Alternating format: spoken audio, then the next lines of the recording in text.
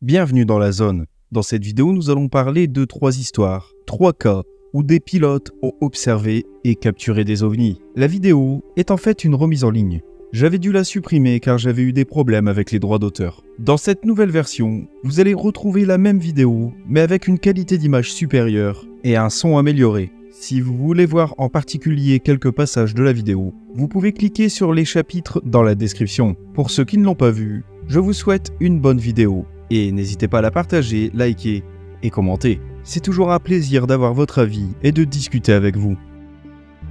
1971, l'OVNI du Costa Rica.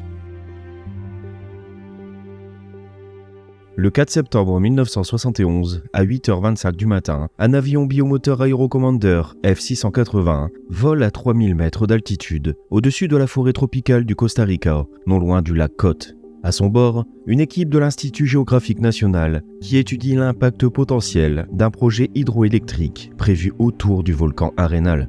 Leur but est de prendre des images de l'eau de la forêt tropicale en noir et blanc toutes les 20 secondes. Tout se passe bien. Le photographe aérien Sergio Loaiza active la caméra et prend des photos haute définition durant cette fameuse matinée.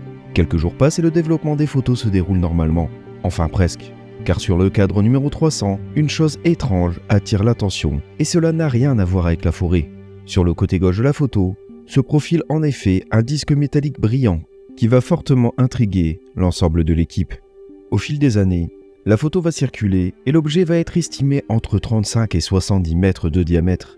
Plusieurs personnes ont voulu démontrer que cette photo était fausse, en proposant comme explication des reflets de divers objets sur l'objectif, notamment le couvercle d'une théière. Mais en réalité, l'image est tellement nette qu'il ne peut s'agir de reflets, d'autant plus qu'il faut remettre cette photo dans son contexte. Dans les années 70, les photomontages et effets spéciaux n'étaient pas particulièrement aboutis. L'image a été analysée par plusieurs experts, comme l'ufologue costaricien Ricardo Vilchez, le docteur Richard Hens et le docteur Jacques Vallée. Ils ont tous conclu que l'objet sur la photographie semblait réel et n'était pas le résultat d'une double exposition ou d'une fabrication délibérée. La photo est disponible sur Internet. Elle a fait l'objet d'une numérisation. Un fichier de plus d'1 giga est disponible. Les liens sont dans la description.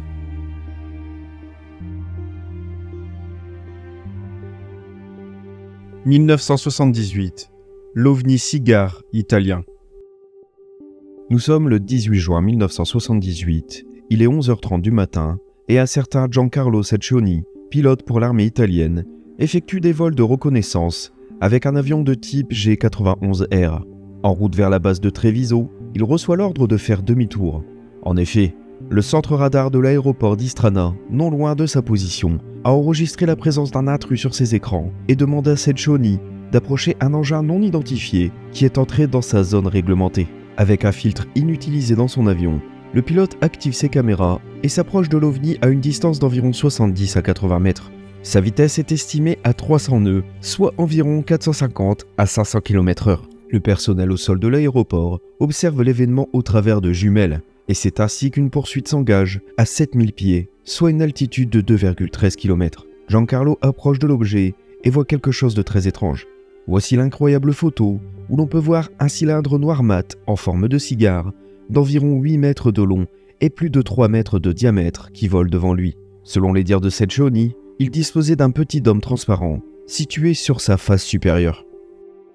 Plus troublant encore, à l'approche du pilote, l'appareil aurait fait des déplacements de haut en bas d'environ 300 mètres et serait monté à plus de 4000 mètres d'altitude, avant de partir d'un seul coup et de disparaître des radars de la tour de contrôle. 17 ans après, la une d'un des journaux locaux va raconter trait pour trait l'événement avec une des rares photos où l'on peut voir Secchioni.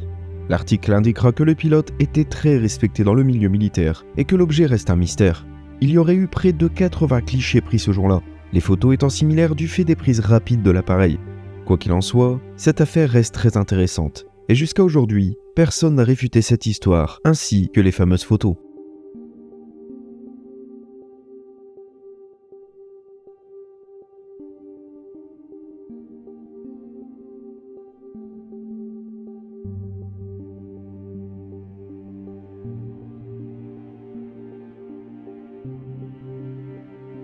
« 2019.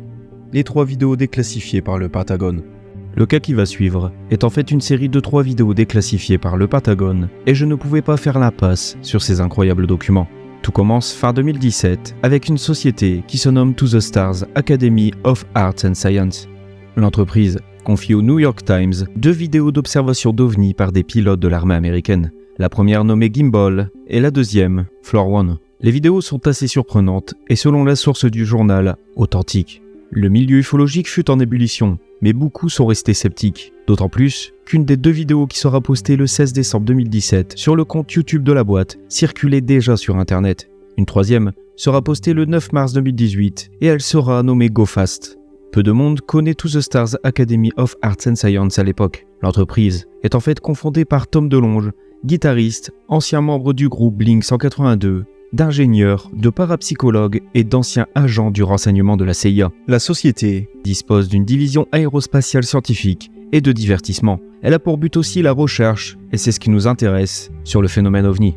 L'affaire va faire son chemin, et des personnalités comme Jacques Vallée et Luis Elizondo vont rendre crédible To The Stars et faire bouger les lignes sur ces phénomènes souvent pris à la dérision.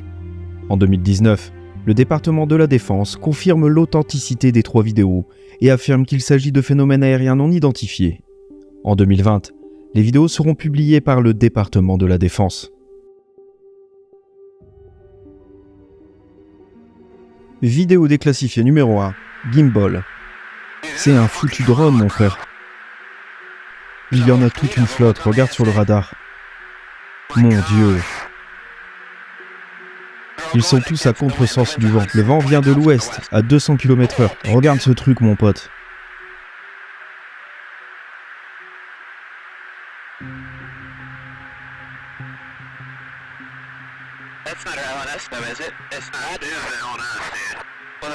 Regarde cette chose.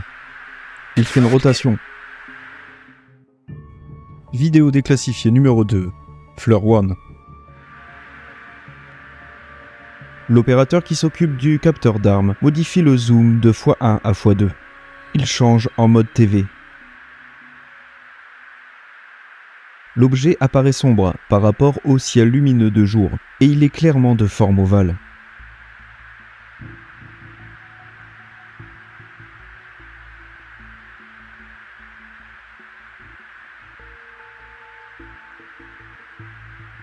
L'opérateur change l'image en mode IR, infrarouge, puis réinitialise le zoom à x1. Le capteur se déverrouille, là où l'objet se déplace rapidement.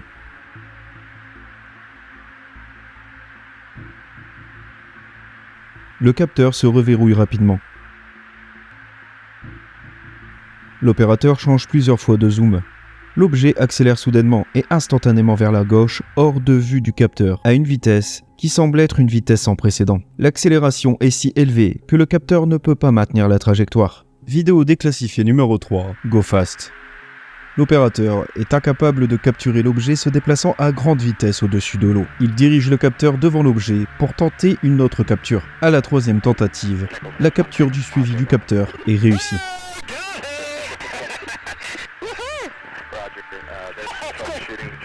Qu'est-ce que c'est que ce truc? Avez-vous chopé une cible en mouvement? Non, c'est l'auto-verrouillage. Ah ok. Oh mon Dieu, mec. Waouh, qu'est-ce que c'est, mec? Regarde ça voler! Ces vidéos exceptionnelles ne sont pas forcément nettes, mais il y a une raison à cela. Elles ont été prises pour prendre des mesures, et c'est comme cela que fonctionne l'armée. Si vous voulez plus d'informations à ce sujet, je vous conseille la chaîne YouTube de Atechouet Top Gun to Speaker, un pilote de chasse qui rentre vraiment dans le détail. Sa vidéo est tout bonnement incroyable. En ce qui concerne l'observation du Nimitz, la vidéo Floor One, le pilote David Fravor a accordé une longue interview où il nous dit que la veille de l'événement, le même phénomène s'était produit. Et il paraît même que cela faisait au moins 12 jours que des choses étranges se passaient autour du porte-avions. Encore une fois, je vous conseille la superbe vidéo censurée de la chaîne Padawan HD sur les ovnis. Tout y est et c'est vraiment passionnant. Bien entendu, vous pouvez retrouver tous ces liens en description. Moi je vous dis à très bientôt, portez-vous bien et n'oubliez pas que la réalité n'est qu'une illusion.